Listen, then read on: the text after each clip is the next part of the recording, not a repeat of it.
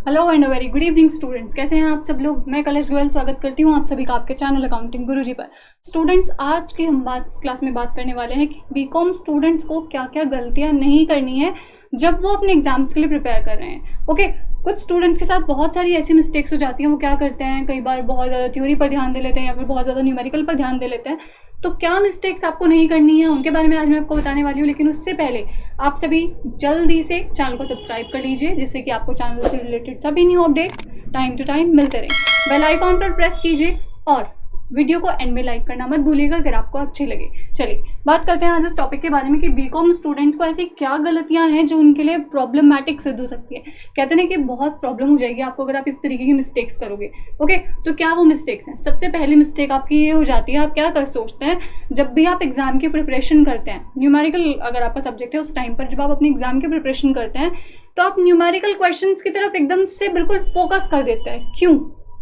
आपको ऐसा लगता है कि हम न्यूमेरिकल करेंगे, इसमें हमें पूरे मार्क्स मिलेंगे और हम जल्दी जल्दी से अगर इसकी तैयारी कर लेंगे तो हमारे लिए बेटर हो जाएगा, हम अपने एग्जाम में अच्छे से कर पाएंगे, हमारे मार्क्स अच्छे हो जाएंगे। उसके चक्कर में आप थ्योरी को क्या कर देते हैं, इग्नोर कर देते हैं। वो गलती आपको नहीं करनी है। देखिए, बहुत सारे स्टूडेंट्स के साथ ऐसा होता है, वो न्यूमेरिकल पर बहुत ज़्यादा ध्यान दे देते हैं और थ्योरी को पीछे छोड़ देते हैं। लेकिन जो थ्योरी होती है, मैं आज फिर आपको यही बात बोल रही हूँ, थ्योरी आपका बेस होती है किसी भी सब्जेक्ट के लिए। जब तक आपको उसकी थ्योरी पता नहीं होगी तब तक आप उस सब्जेक्ट को नहीं सॉल्व कर सकते। उसके न्यूमेरिकल भी इनफैक्ट आप सॉल्व नहीं कर सकते। ओके, न्यूमेरिकल्स को सॉल्व करने के, सपोज कीजिए आप कॉस्ट अकाउंटिंग के न्यूमेरिकल निकाल रहे हैं। कॉस्ट अकाउंटिंग में आपका कोई भी लेसन है, उस लेसन की आपको जब तक थ्योरी क्लियर नहीं होगी, जब तक आपको उसका पूरा सब कुछ डिटेल वाइज सब कुछ पता नहीं होगा, तब तक क्या आप उसके न्यूमेरिकल को सॉल्व कर पाएंगे? बिल्कुल नहीं कर पाएंगे।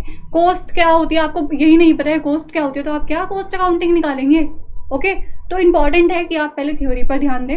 न्यूमेरिकल, ऐसा नहीं है कि न्यूमेरिकल नहीं करना है, लेकिन थ्योरी को बिल्कुल साइड मत कीजिए। ऐसी गलती मत कीजिए कि आप थ्योरी को साइड लाइन दे रहे हैं और सिर्फ न्यूमेरिकल के पीछे पड़े हुए हैं। क्योंकि कई बार ऐसा होता है, न्यूमेरिकल के ऑप्शनल में थ्योरी दी होती है और कई बार आपको वो न्यूमेरिकल नहीं आता, पूरी तैयारी करने के बावजूद भी आपको वो नहीं आ पाता, तो आपको छोड़ना पड़ता है क्योंकि आपने थ्योरी पढ़ी ही नहीं। नुकसान किसका?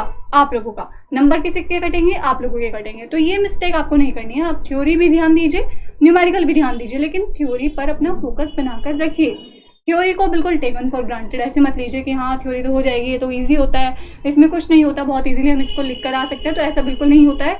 एग्जामिनर आपकी जो कॉपी चेक कर रहा है वो बेवकूफ़ नहीं होता है, उसको सब पता होता है कि क्या स्टूडेंट्स लिख रहे हैं, क्या वो मैटर लिख कर आ रहे हैं। खासतौर से आपके न्यूमेरिकल सब्जेक्ट में तो होता ही है। थ्योरी जो आप लिखते हैं वो इतनी परफेक्ट होनी चाहिए कि आपके न्यूमेरिकल के बेसिस पर आपको नंबर उसमें अच्छे से अच्छे गेन हो सके। ओके, तो थ्योरी को नहीं छोड़ना है।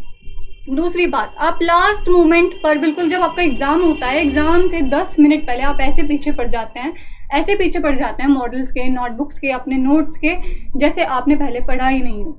ऐसी गलती मत कीजिए। मैंने अपनी लास्ट वीडियो में भी बताया है कि मिस्टेक आप ये करते हैं, आप एग्जाम से जस्ट 10 मिनट पहले तक मॉडल रीड करते रहते हैं। नहीं, हमें अभी पढ़ना है, हम अभी पढ़ेंगे, अभी पढ़ के हम पूरा एग्जाम दे करेंगे। नो, स्टडी करने के लिए स्टडी करने का तरीका होता है, उसको उस तरीके को मत भूलिए, उस बेसिस पर स्टडी कर कीजिए। 10 मिनट्स पहले बिल्कुल नहीं पढ़ना है। 10 मिनट्स पहले पढ़ेंगे तो जो माइंड में 10 मिनट पहले पढ़ा होगा सिर्फ वही रहेगा, उससे पहले आपने जो भी पढ़ा है वो आपको कुछ भी याद रहने वाला नहीं है।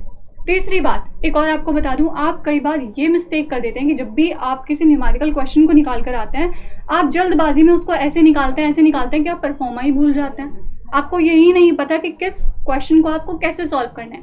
अब जर्नल एंट्रीज होती हैं, उनको भी सॉल्व करने के कुछ रूल्स होते हैं। क्या रूल्स होते हैं? आपको एक जर्नल एंट्री करने के बाद नीचे लाइन देनी होती है, प्लस आपको जो आपका नीचे स्टेटमेंट होता है, या अगर बात की जाए आपकी नीचे की लाइन की, वो भी आपको क्लियरेंस वे में देनी होती है, यानी बहुत अच्छे से आपको उसको शो करना पड़ता है।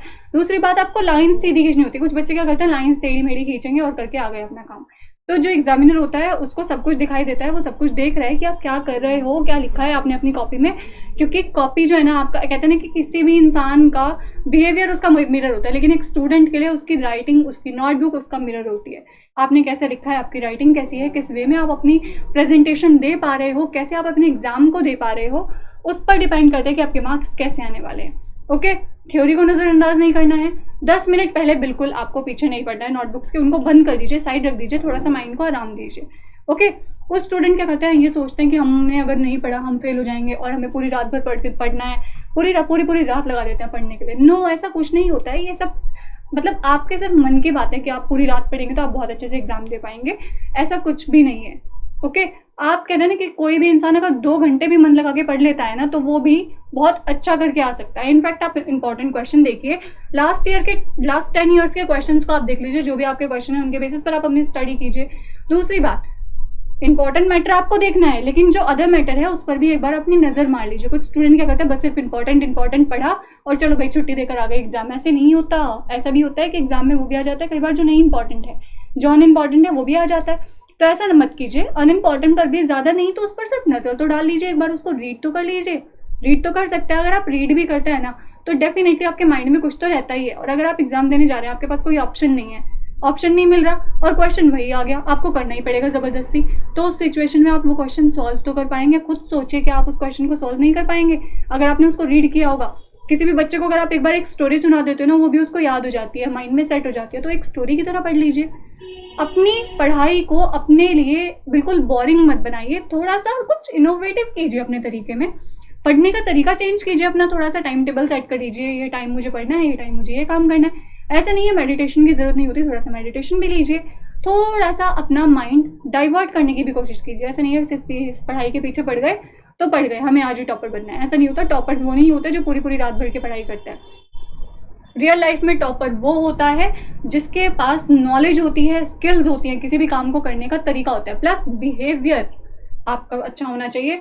ऐसा नहीं है कि आप बन गए टॉपर और आपका एटीट्यूड सर चढ़ के बोल रहा है, तो वो चीज़ का कोई फायदा नहीं है। ओके, तो ये मिस्टेक्स जो मैंने आपको बताई हैं, कुछ इस तरह की मिस्टेक आपको नहीं करनी है। थ्योरी पर ध्यान दीजिए, थ्योरी को बिल्कुल भी लीव करके मत रखिएगा, क्योंकि थ्योरी एग्जाम्स में आती है और वो आपका बेस होती है, ऑप्शनल होती है, आपके लिए हेल्पफुल होगी कि आपके पास अगर ऑप्शन नहीं है तो आप एटलीस्ट थ्योरी कर पाएं।